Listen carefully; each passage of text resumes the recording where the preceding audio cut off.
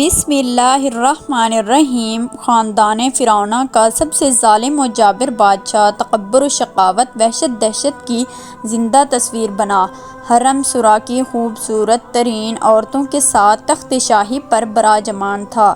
یہ فرعون کا محل نہیں بلکہ مصر کا ایک وسیع و عریض میدان تھا کہ جہاں آج حق و باطل کے درمیان ایک عظیم مقابلہ ہونے کو تھا۔ بادشاہ کے سامنے بائیں جانب ملک بھر سے جمع کیے گئے اپنے وقت کے بڑے بڑے جادوگر فرش نشین تھے، جبکہ دائیں جانب اللہ کے نبی حضرت موسیٰ کلیم اللہ علیہ السلام اور ان کے بھائی حضرت ہارون علیہ السلام تشریف فرما تھے۔ بادشاہ کے اشارے پر مقابلہ شروع ہوا۔ حضرت موسیٰ علیہ السلام کی دعوت پر جادوگروں نے اپنی لاٹھیاں اور رسیاں زمین پر ڈالیں تو وہ پل بھر میں سانپوں کا روپ دھار کر میدان میں دوڑنے لگی۔ پورا میدان خطرناک سانپوں سے بھر چکا تھا۔ مجمع پر ہیبت طاری ہو گئی۔ فرعون اور اس کے درباریوں کا رعونیت بھرا قہقہ فضا میں گونجا۔ حضرت موسیٰ علیہ السلام نے فرعون کی جانب دیکھا۔ یہی وہ لمحہ تھا کہ جب جبرائیل امین علیہ السلام نے اللہ کا پیغام پہنچایا۔ ترجمہ: ہم نے موسیٰ علیہ السلام کو حکم دیا کہ اپنے عصا زمین پر ڈال دو۔ وہ زمین پر گرتے ہی سب سے بڑا اژدہا سانپ بن کر جادوگروں کے سانپوں کو نگلنے لگا۔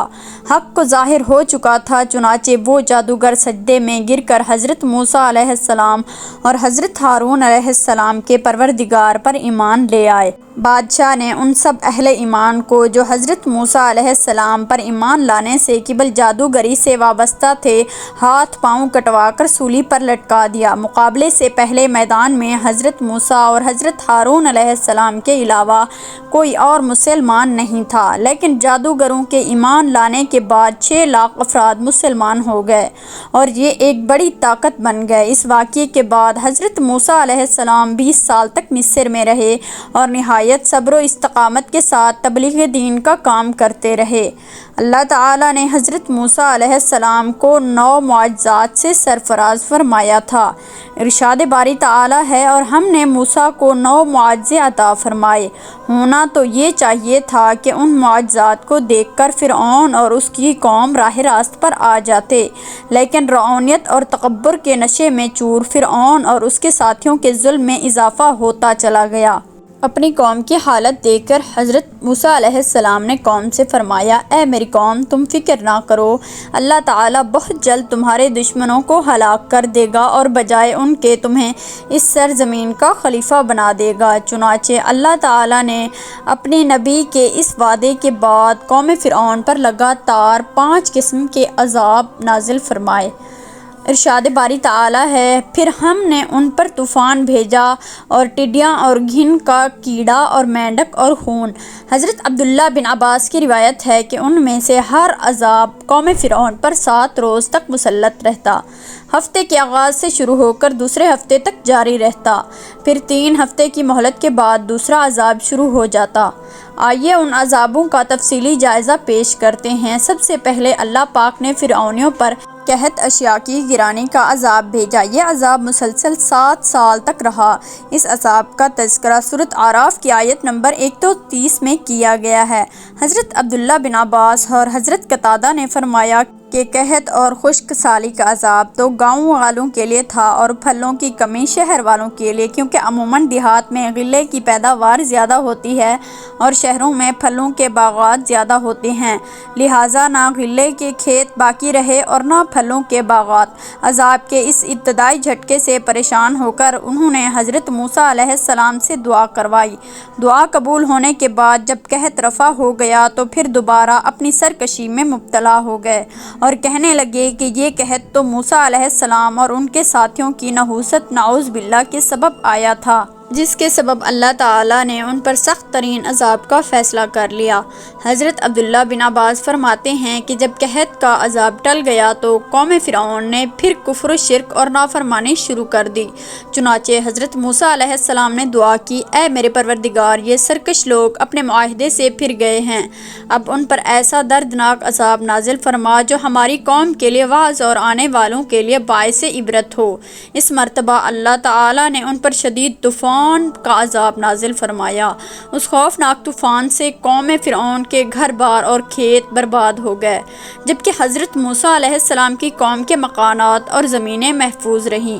اس طوفان سے گھبرا کر وہ لوگ حضرت موسیٰ علیہ السلام کی خدمت میں حاضر ہوئے اور التجا کی، اے موسیٰ، آپ اپنے پروردگار سے دعا کیجئے کہ یہ عذاب ہم سے دور فرما دے۔ ہم وعدہ کرتے ہیں کہ ہم ایمان بھی لے آئیں گے اور آپ کی قوم بنی اسرائیل پر لگائی گئی سب پابندیاں بھی ختم کر دیں گے۔ حضرت موسیٰ علیہ السلام نے دعا فرمائی تو اللہ تعالیٰ نے عذاب ٹال دیا اور ان کے کھیت کھلیان کو پہلے سے زیادہ ہرا بھرا کر دیا۔ یہ دیکھ کر قوم فرعون نے کہنا شروع کر دیا کہ یہ کوئی عذاب نہیں تھا بلکہ سیلاب کی شکل میں یہ موسلا دھار بارشیں تو ہمارے فائدے کے لیے تھی، جس کی وجہ سے ہماری زمینوں پر پیداوار میں کئی گنا اضافہ ہو گیا ہے۔ اس طرح ایک بار پھر سے انہوں نے حضرت موسیٰ علیہ السلام سے کیے گئے عہد و پیمان کو نظر انداز کر دیا اور کفر سرکشی کی روش پر قائم رہے۔ اس عذاب کے بعد اللہ پاک نے ان پر ٹڈیوں کا عذاب نازل کیا۔ قرآن کریم نے اسے الجراد کے نام سے پکارا ہے۔ جراد ٹڈی کو کہتے ہیں۔ ٹڈی دل کا حملہ لہلہاتی فصلوں کو دیکھتے ہی دیکھتے تباہ کر دیتا ہے۔ اللہ تعالیٰ نے طوفان کے عذاب کے ٹل جانے کے بعد اس بدبخت قوم کو پورے 1 ماہ کی مہلت دی کہ یہ حضرت موسیٰ کے وعظ و نصیحت پر غور و فکر کریں، لیکن ان کی بدعمالیاں تو روز بروز بڑھتی چلی جا رہی تھی۔ چنانچہ اللہ تعالیٰ نے ان پر ٹڈیوں کو مسلط فرما دیا۔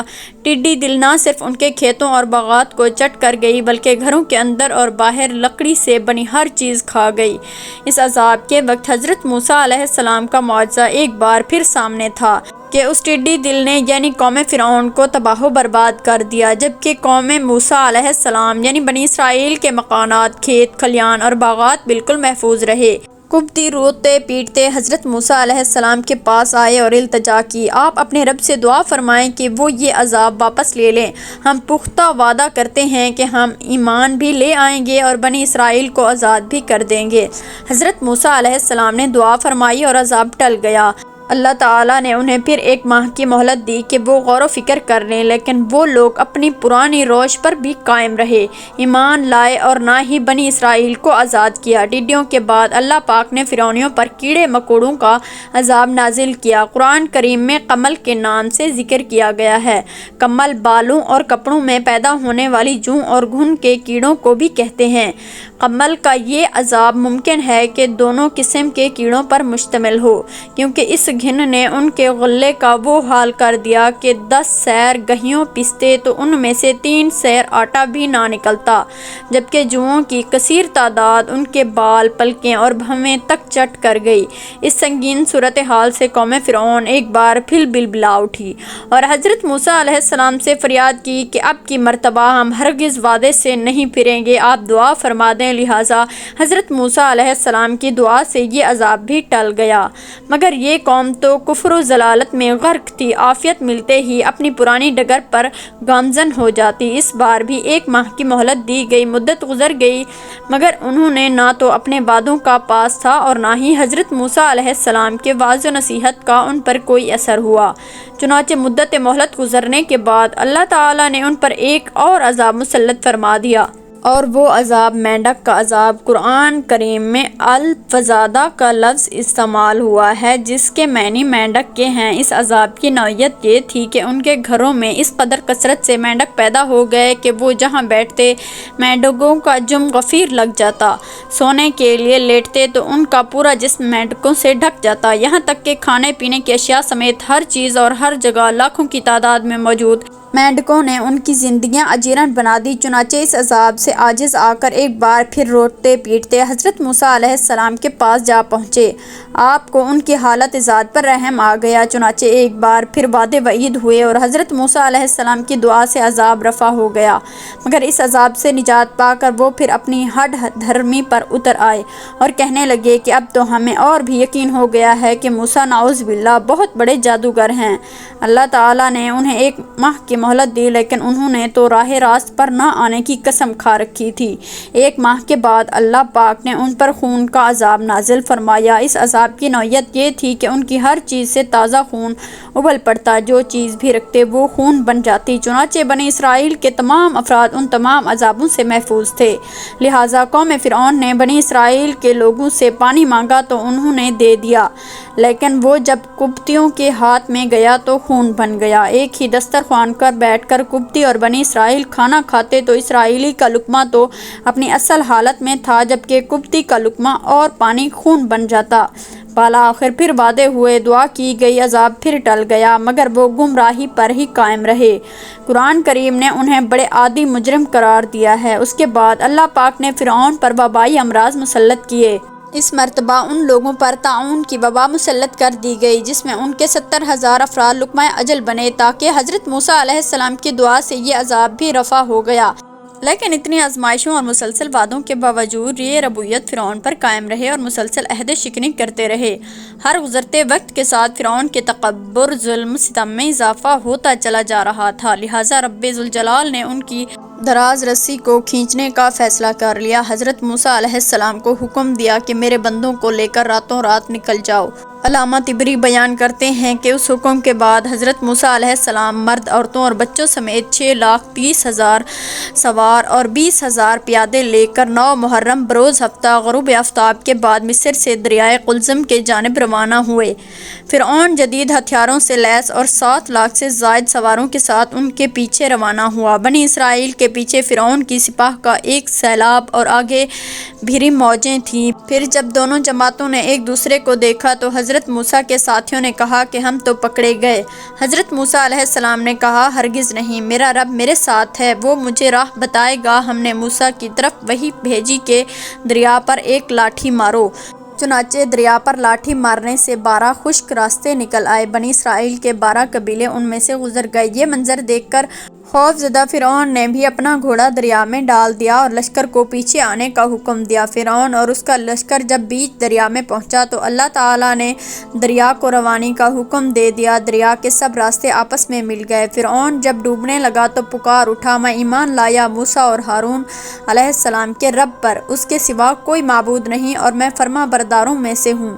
جواب ملا کہ اب ایمان لاتا ہے، حالانکہ تو پہلے نافرمانی کرتا رہا اور مفز بناتا رہا، تو آج ہم تیری لاش کو پانی سے باہر نکالیں گے تاکہ تو ان کے لیے نشان عبرت ہو جو تیرے بعد ہیں، اور بہت سے لوگ ہماری نشانیوں سے بے خبر ہیں۔